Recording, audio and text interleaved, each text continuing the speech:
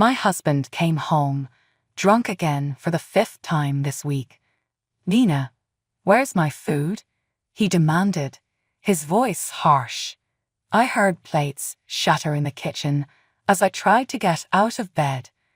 My stomach had been bothering me since morning, making it hard to move.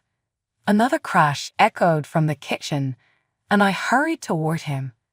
"I'm sorry, I'll get it ready now," I said, trying to calm him.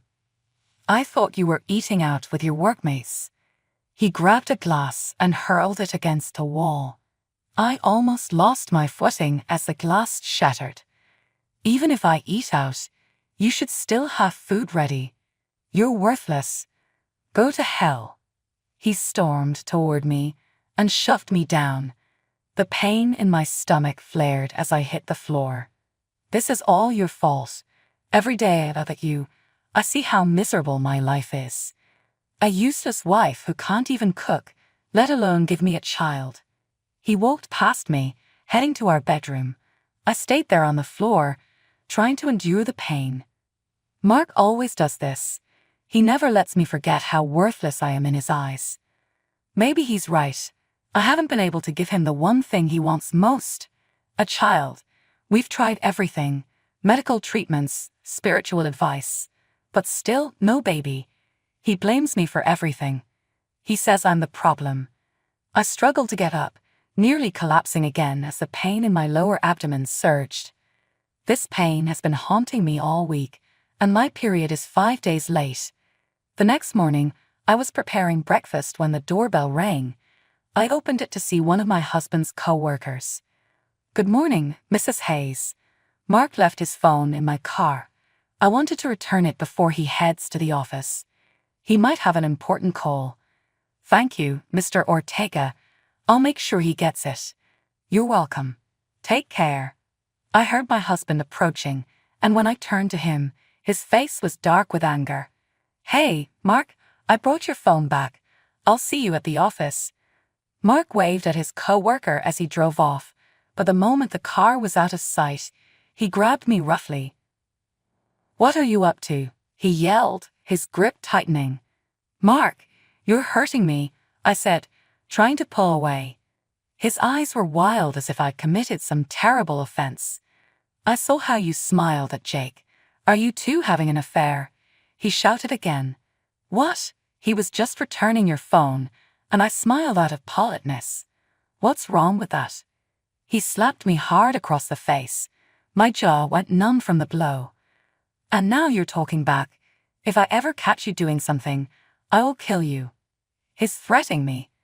After that, he let go of me and walked out of the house, leaving me behind as if I meant nothing.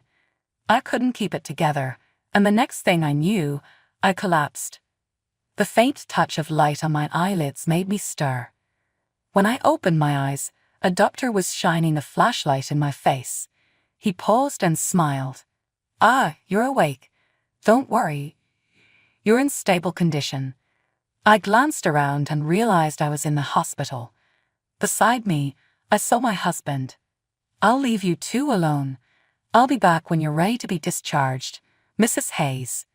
I nodded and looked at my husband. "What happened to me?"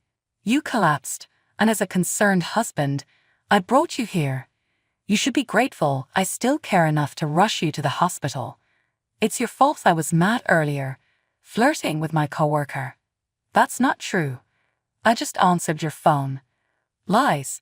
I won't let this go until I have proof." My heart pounded wildly. Why is he acting this way? Why is he accusing me of cheating? Mark has always been the jealous type, and when jealousy takes over, he loses control. I stayed silent because arguing back usually led to him either slapping me or throwing hurtful words. Hours passed in silence, both of us like shadows in the room. Finally, the doctor returned and said I was ready to be discharged. Before we left, he handed us an envelope. "Congratulations. You might want to open that when you get home." Curiosity gnawed at me, and as soon as we got home, I nearly dropped the envelope. When I saw the contents, I couldn't hold back my joy. Yes, I'm pregnant. The test results confirmed it. The doctor had run tests while I was unconscious. My husband stormed into the room, irritation etched on his face. "Can you be quiet?" he yelled. "Mark, I have good news." I reached for his hands, but he pushed me away. Maybe this news would change him completely. I handed him the results, my heart racing. This was the moment we had been waiting for. After almost 20 years of marriage, we were finally going to have a child. But now, as I turn 41, something incredible has finally happened. I'm expecting our first child. He stared at the test results for a moment, then tossed them in the trash. My eyes widened in shock. "Why? Why would you do that?" I quickly pulled the pregnancy test from the bin and held it up to him. "It's positive. I'm pregnant, love. We're going to have a baby," I said, my voice full of hope. But his reaction was nothing like mine. "Are you sure about that?" he asked, his tone cold. I couldn't understand his response. "Of course I am." The doctor confirmed it. He just stared at me, his expression blank, scanning me from head to toe. "You should go back and get checked again," he said, turning to leave. I grabbed his arm, desperate. "I don't need to. The result is clear. It's positive." "Oh, really? Have you lost your mind, woman?" "I haven't lost my mind. This is what we've always wanted." "Shut up. You're too old to have a child. Your skin is sagging. Your body looks like a slouching bear. Your hair is turning gray. Your whole existence is falling apart. If you were meant to have a child, you would have been pregnant years ago, right at the start of our marriage. But now, at 41, you expect me to believe this is my child." He grabbed the results and threw them to the floor, stomping on them. Then he yanked my hair, forcing my face down to the crumpled paper. "That's your fantasy, shattered." He dragged me down, and I cried out in pain. "I'm not imagining things. I'm really pregnant with our child. I'm not having that child. We did everything possible, remember? So why did it take this long? You're too old for this. Maybe you cheated and got yourself pregnant. I was stunned by his words. I thought his accusations were just out of jealousy, but now he's claiming I've been unfaithful. You have no idea how much I've endured from you. Do you think I didn't want a child? Do you think I enjoyed waking up every day, childless? I've waited so long for this moment, and now you're accusing me of an affair. With who?" I couldn't hold back my emotions anymore. "With Jake? I saw you smiling at him earlier. I bet you two planned this." My legs gave out, and I collapsed to the floor. I couldn't believe what he was saying. None of it was true. Panic set in as he kept insisting the baby wasn't his. I could never be with another man. Even with all his mistreatment, I've always been faithful. I stood by his side through everything. I thought he'd be thrilled about the baby. We'd waited so long for this moment, and it was finally here. But now he's rejecting it. He knelt down, holding my chin, and stared into my eyes. "This isn't my child," he said. Then he pushed me to the floor and left. I broke down, clutching my baby bump, in shock at this new life inside me. This wasn't how it was supposed to be. I thought we'd be happy together. I begged him not to leave, but he slammed the bedroom door, and that was the end. He left us. It was just me and my baby. My aunt came to help, staying with me until I gave birth. For those 9 months, I didn't hear a word from him, except for the rumors he spread about me cheating. He even pulled a coworker into his lies, ruining their friendship, but it meant nothing to him, just as we meant nothing. When the day came, I gave birth to a healthy baby girl. The doctor said it was a miracle I could have a child at my age without complications. I held my baby close. She was beautiful, even then. She had Mark's nose. "I'll call you Miracle," I whispered. My aunt hugged us both. "Don't worry, Dina. I'll always be here for you." 13 years have passed, and life is good with my daughter by my side. My aunt's help with finances made all the difference.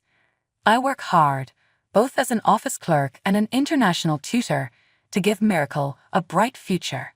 She's grown into a loving, charming, and beautiful young girl, the greatest gift I've ever received.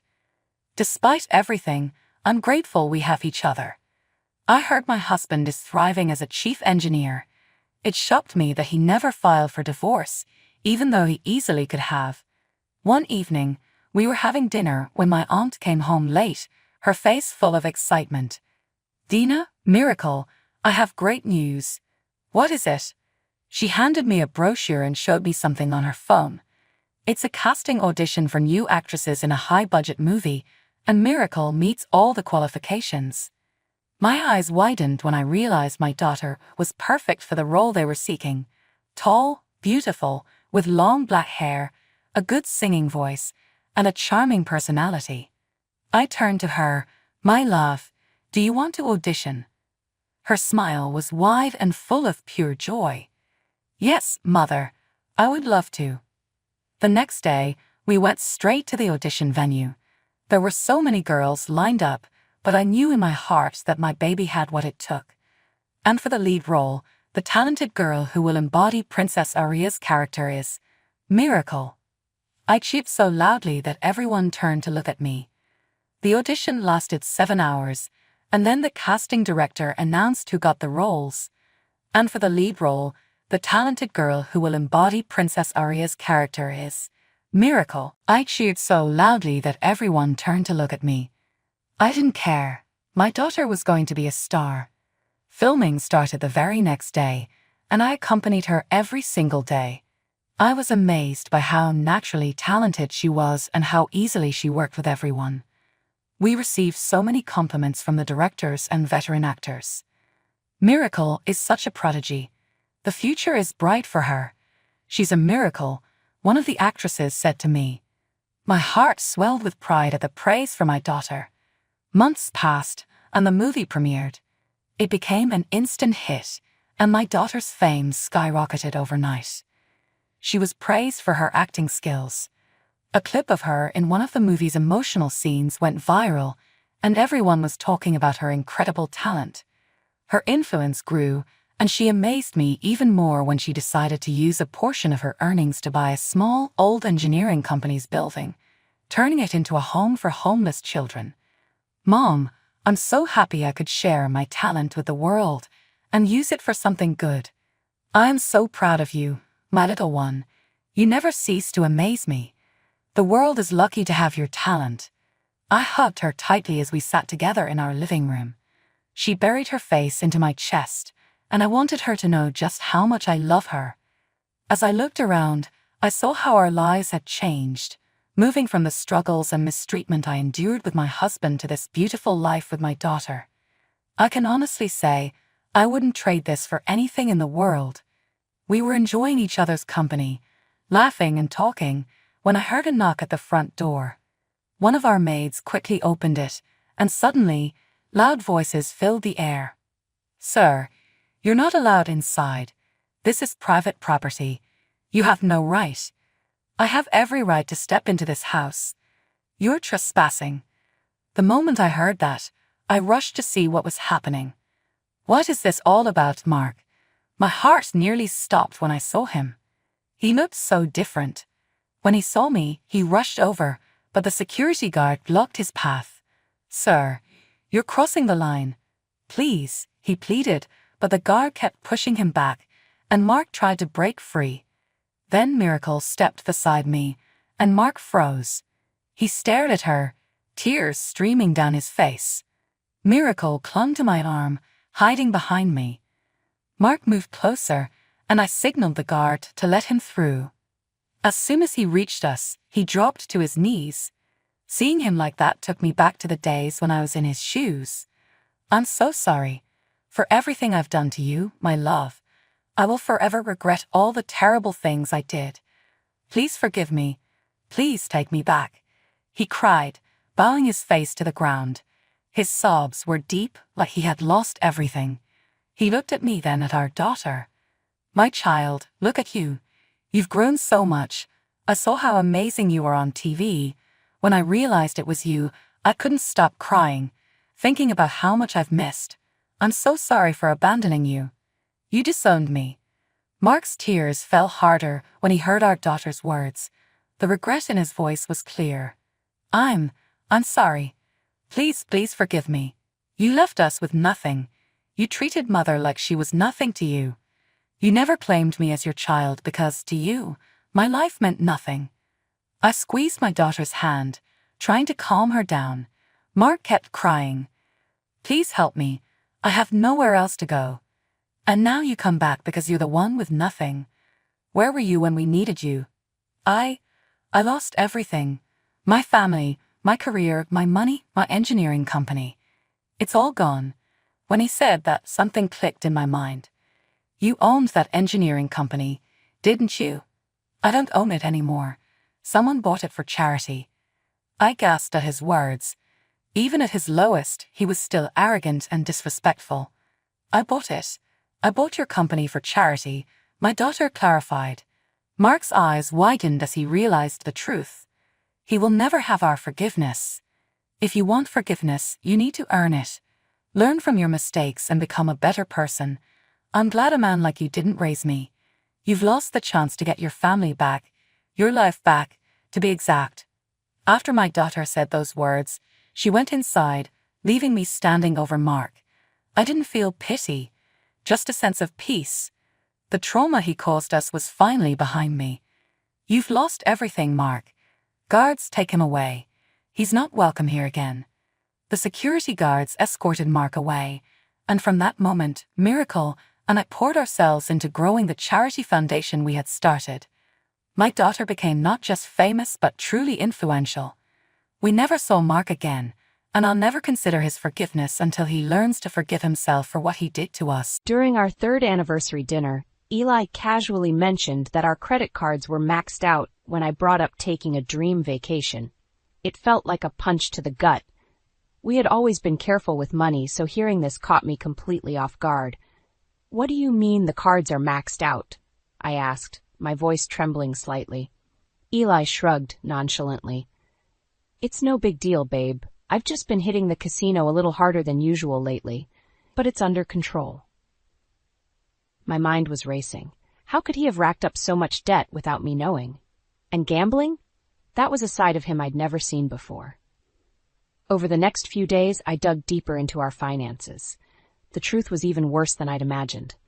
Eli had taken out multiple credit cards and loans, all to fuel his gambling addiction. We were hundreds of thousands of dollars in debt. When I confronted him, he broke down, admitting everything. He had been struggling with a gambling problem for over a year and had been too ashamed to tell me. The tears streaming down his face almost made me feel sorry for him. Almost. We have to file for bankruptcy, I said, my voice shaking with anger and disappointment. There's no other way out of this mess. Eli shook his head adamantly. No, there's another option. My brother Cal. We can transfer the house to his name temporarily. That way, it's protected from the creditors until I can get back on my feet. I couldn't believe what I was hearing. You want to lie to your own brother and risk losing our home? Absolutely not. But Eli was relentless, begging and pleading until I finally caved. I knew it was a terrible idea, but I was desperate to save our marriage and finances. Little did I know, it was just the beginning of Eli's betrayal. Despite my reservations, I went through with Eli's plan to temporarily transfer our house to his brother Cal's name. I tried to convince myself that he was doing this to protect our assets, that it really was just a short-term solution until he got back on his feet. When we met with Cal and his wife Darcy to explain the situation, I could barely look them in the eye. Eli did most of the talking, spinning his web of lies about needing to protect our home from creditors while he sorted out some business issues. I don't understand, Darcy said, her brow furrowed with concern. Why do you need to put the house in Cal's name? Can't you just file for bankruptcy? Eli flashed her his most charming smile.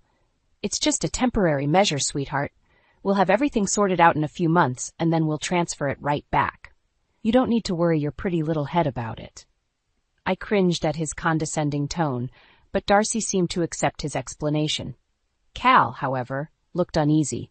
He pulled me aside while Eli and Darcy chatted in the other room. You sure about this, Rowan? He asked, his voice low. It seems a little shady, even for my brother. I forced a smile, trying to quell the growing knot of doubt in my stomach. "It'll be fine, Cal. Just a few months, and then everything will be back to normal." Famous last words. Over the next few weeks, Eli's behavior grew increasingly erratic. He was gone for days at a time, claiming he was working on sorting out our financial mess. When he was home, he was irritable and distant, snapping at me over the smallest things. One night, as he stumbled in well past midnight, reeking of booze and perfume that wasn't mine, I knew the truth. He was having an affair. I confronted him, and he didn't even try to deny it. "What did you expect, Rowan?" He slurred, his words laced with venom. "You think I was going to stay faithful to a pathetic, nagging wife like you?" In that moment, I realized I had made the biggest mistake of my life by trusting him. But I also knew that I couldn't just roll over and let him destroy me. It was time to fight back. After Eli's drunken confession about his affair, I felt like the ground had been ripped out from under me. Not only had he lied about our finances and put our home at risk, but he had also betrayed our marriage vows in the most despicable way. In a daze, I spent the next few days trying to piece together what to do next. I consulted with a lawyer, hoping there was a way out of this mess. But the news was grim. Because we had transferred the house to Cal's name, and with Eli's extensive debts, I had very limited options. "The best thing you can do is try to gather as much evidence as possible," the lawyer advised. "Proof of his financial misdeeds, the affair, anything that can help build a case against him." So that's what I did. I became a private investigator in my own life, documenting every lie, every shady transaction, every sign of Eli's infidelity. I even managed to get copies of his credit card statements, revealing just how deep his gambling addiction ran. Meanwhile, Eli continued to spiral out of control. He was gone more nights than not, coming home reeking of booze and another woman's perfume. I stopped asking where he'd been or trying to reason with him. It was clear he was too far gone. The one bright spot in this whole mess was my newfound friendship with Darcy. As Cal's wife, she had been just as blindsided by Eli's schemes as I was. We bonded over our shared sense of betrayal, and she became my confidant, helping me gather evidence and offering a shoulder to cry on. "I can't believe Cal was mixed up in all of this," she said one day, shaking her head in disbelief. "He's always been the responsible one." I squeezed her hand, understanding her pain all too well. Eli has a way of manipulating people. He fooled us both. As the weeks passed, my anger towards Eli only grew stronger, not just for what he had done to me, but for dragging his own brother into his web of lies. Cal and Darcy didn't deserve to be collateral damage in his selfish quest for self-destruction. That's when I started to formulate a plan. I was done being the victim. It was time for Eli to face the consequences of his actions, and I was going to make sure he paid for every single lie. As the weeks dragged on, Eli's behavior only grew more erratic and destructive. He was rarely home, and when he was either passed out drunk or raging about something inconsequential. I started staying with Darcy more often than not, just to avoid his toxic presence. "You can't keep living like this," Darcy said one night as we split a bottle of wine on her patio. "He's going to drag you down with him if you're not careful." I took a long sip, the bitter liquid burning my throat. "I know. Believe me, I want out of this marriage more than anything. But he's made it impossible for me to leave." Darcy's eyes narrowed. "What do you mean? Surely there's a way to divorce his sorry ass and get your house back." Shaking my head, I explained how Eli had me transfer the deed to Cal, making it nearly impossible for me to claim ownership again. As the words left my mouth, I could see the realization dawn on Darcy's face. "That son of a bitch," she hissed. "He used my husband too. Oh, he is going to pay for this." In that moment, I felt a renewed sense of determination. I wasn't just fighting for myself anymore. I was fighting for Darcy and Cal too.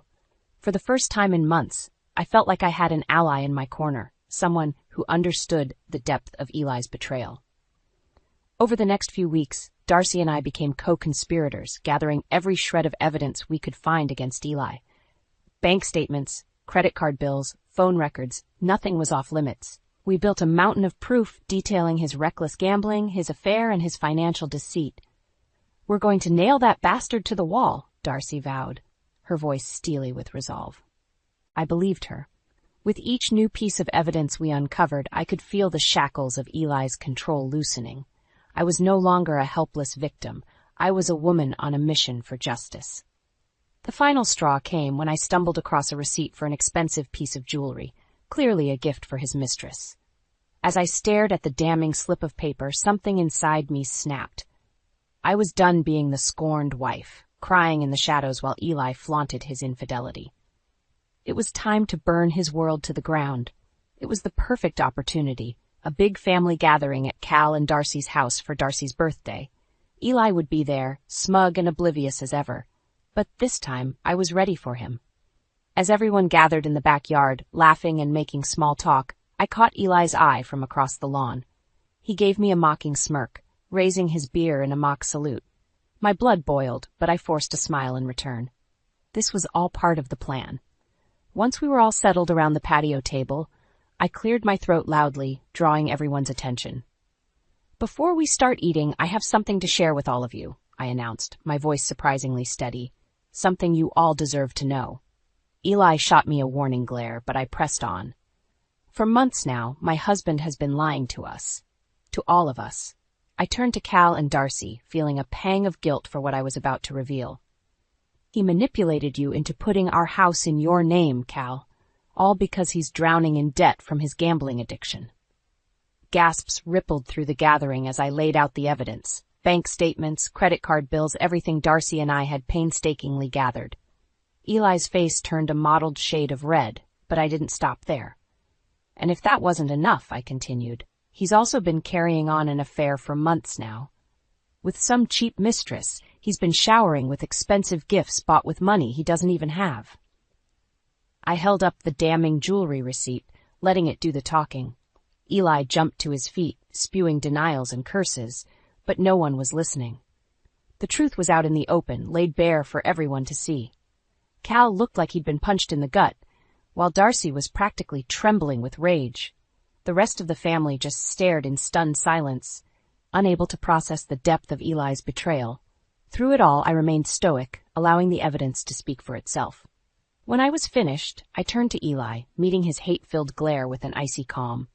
"You're done ruining my life," I said, my voice low but laced with steel. "It's over. You've lost everything." To his credit, Eli didn't go down without a fight. He ranted and raved, hurling insults and accusations like a cornered animal. But in the end, it didn't matter. The truth was out and there was no walking it back. As the party dispersed in stunned silence, I felt an unexpected sense of peace wash over me. The weight I'd been carrying for months had finally lifted, and in that moment, I knew I'd won. Eli could rage and bluster all he wanted, but his games were over. He'd lost control, and there was no getting it back.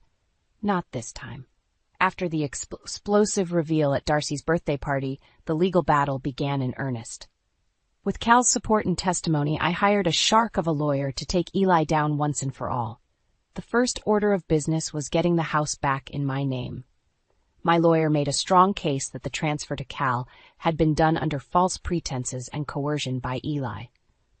To my relief, the judge agreed. Eli's lies and manipulation were undeniable given the mountain of evidence we presented. Mr. Grayson clearly had no intention of this being a temporary measure. The judge stated sternly, his actions were a deliberate attempt to defraud his wife and conceal assets from creditors. The property will be returned to Mrs. Grayson's name immediately. I had to fight back tears of relief as the gavel came down. After months of feeling trapped and hopeless, I finally had my home, my security back. But we weren't done yet. Not by a long shot. The next phase was going after Eli for his various financial crimes, the hidden debts, the shady loans, even his gambling losses. My lawyer was relentless, digging up every shred of evidence to bury him. During one particularly heated court session, Eli's lawyer tried to paint me as a vindictive, scorned wife out for revenge. He might as well have been speaking Greek for all the good it did him. "Your client is a con man and a liar who systematically robbed his wife of her financial security to fuel his vices," my lawyer fired back, his voice booming in the courtroom. "He has no one to blame but himself for the consequences of his reprehensible actions."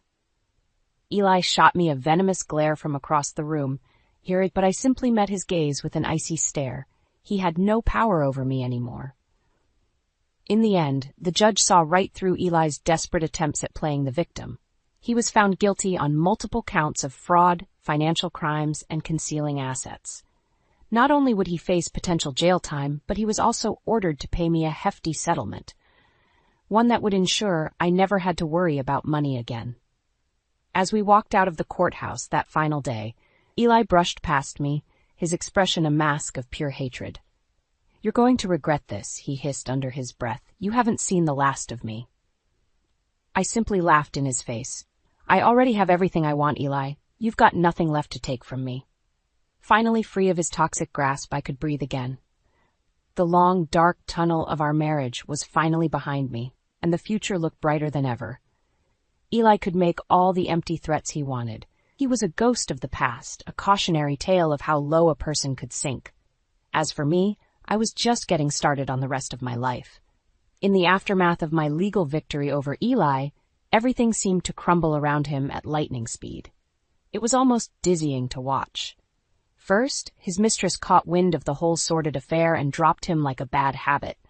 Apparently, she wasn't too keen on being with a broke, disgraced loser after all. Who would have thought? Then the professional fallout began. Eli had worked in real estate, and word travels fast in that world. As soon as the details of his fraud and deception hit the news, no reputable agency would touch him with a 10-foot pole. His career was essentially over before it could really begin. Meanwhile, I was just getting started on rebuilding my life without his toxic presence weighing me down. With the generous settlement from the court case, I was able to pay off what remained of Eli's debt and still had plenty left over. Cal and Darcy were incredibly supportive throughout everything. I'll never forget the day Darcy showed up at my door with a bottle of champagne and the biggest grin on her face. "We're throwing you a party," she announced, "to celebrate you getting that scumbag out of our lives for good." The party ended up being a total rager, with friends and family coming from all over to raise a glass to my fresh start. Even Cal's stoic demeanor couldn't hide his relieved smile as we clinked drinks. "I'm just glad that whole nightmare is over," he said. "You deserve so much better, Rowan." As I looked around at the smiling faces surrounding me, I felt an overwhelming sense of gratitude. If it hadn't been for these amazing people having my back, I might never have found the strength to stand up to Eli. In the months that followed, I watched from the sidelines as Eli's life continued its downward spiral. More legal troubles and unpaid debts seemed to pile up by the week. He had burned every bridge and scorched every connection he'd once had. The worst punishment of all? Being forced to watch me actually thrive without him around. I could see it in his eyes whenever we encountered each other, that seething resentment that I had somehow won. But what he failed to realize was that I had already won the second I broke free from his toxic grip. The money, the house, all of that was just icing on the cake. After years of lying and cheating, Eli had nobody left but himself. Poetic justice at its finest. As for me, I had everything I could ever want, my freedom, my independence, and a priceless support system of people who truly cared about me. With their encouragement, I even started exploring new career opportunities that I never would have considered before. It was like a weight had been lifted off my shoulders, allowing me to spread my wings and finally live life on my own terms, and I had no plans of letting anyone clip those wings ever again. The renovations on the house were finally complete, and I couldn't be more thrilled with how it turned out. It was like a physical manifestation of my new life. Out with the old, in with a fresh start. As I stepped back to admire the sleek new kitchen, with its modern appliances and marble countertops, I felt a surge of pride. This was my sanctuary, my clean slate. No more ghosts of the past lingering in every corner.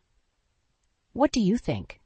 I asked Darcy, who had become my unofficial design consultant over the past few months. "Worth all the dust and noise?" She let out an appreciative whistle.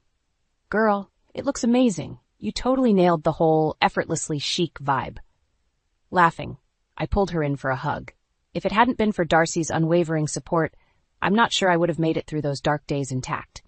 She was the sister I never had, and I was eternally grateful. Over the next few weeks, I settled into my new surroundings like a bear emerging from hibernation. Every morning, I'd make a cup of coffee and just soak in the peaceful ambiance of my beautifully remodeled home. No more chaos, no more negativity, just serene tranquility. Of course, Eli tried to rear his ugly head a few times during the process. He'd show up unannounced, ranting about how I had stolen the house from him. More than once, I had to threaten to call the cops to get him to leave. "You think this is over?" He'd snarl, his face twisted with rage. "I'm going to make your life a living hell until you give me what's mine." I'll admit there were moments when his threats shook me, stirring up those old feelings of dread and anxiety. But they never lasted long. I had worked too hard to reclaim my power to let him slither his way back into my head.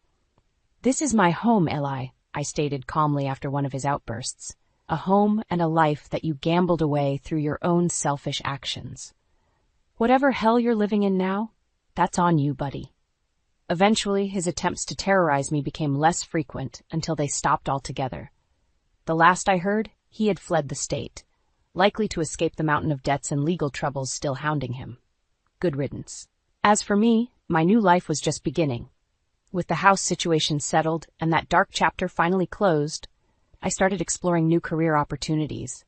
I wasn't interested in just treading water anymore. I was ready to dive in headfirst and chase bigger dreams. A few months later, I landed an incredible marketing job at a prestigious firm in the city. It was a huge step up, with better pay and opportunities for growth.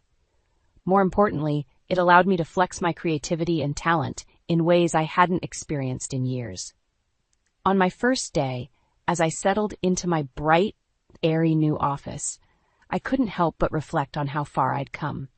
From the depths of Eli's betrayal and despair, I had clawed my way back to take control of my own narrative. No more living in someone else's shadow, no more sacrificing my dreams and self-worth for a relationship built on lies. This was my life now, and I was going to live it to the fullest, on my own terms.